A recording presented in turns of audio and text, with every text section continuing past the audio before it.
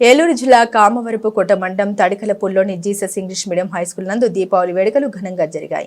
ఈ సందర్భంగా తెలుగు మాస్టర్ రత్తయ్య మాట్లాడారు. దీపావళి అనగా దీపాల వరుస అని, శ్రీకృష్ణుడి చేతిలో రాక్షసుడు నరకాసురుడు ఓడిపోయిన తర్వాత ఆనాటి ప్రజలు సంబరాలు జరుపుకున్నారని, ఆ రోజు అమావాస్య కావడంతో చీకటిని పారద్రోలడానికి దీపాలు వెలిగించారని, బాణసంచా కాల్చి పండుగ చేసుకున్నారని, అందుకు దీపావళి చేసుకుంటారని తెలిపారు. ఈ కార్యక్రమంలో school correspondent Rambabu, Sudharani, principal Yahanubabu, Manikumar, ఉపాధ్యాయులు మరియు విద్యార్థులు పాల్గొన్నారు.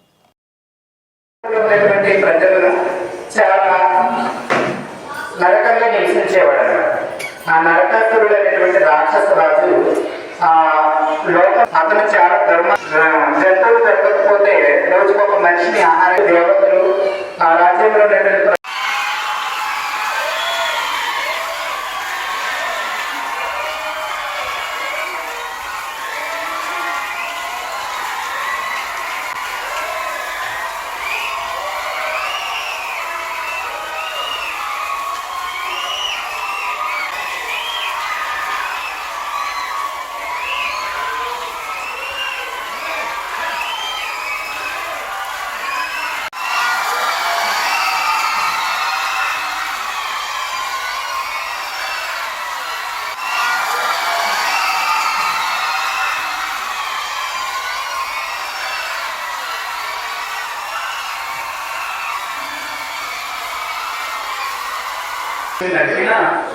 వాస్తవానికి పెద్దలు ఏమని చెప్పారంటే క్రిమి కీటకాలకు నాశనం అయిపోవడానికి, పంటలు బాగా ఉండడానికి దీపావళి లాంటి పండుగ ఒకటి ఏర్పాటు చేస్తే ఈ ప్రపంచం ఇప్పుడంతా మన భారతదేశం యావత్తు కూడా జరిగించేటువంటి పండుగ.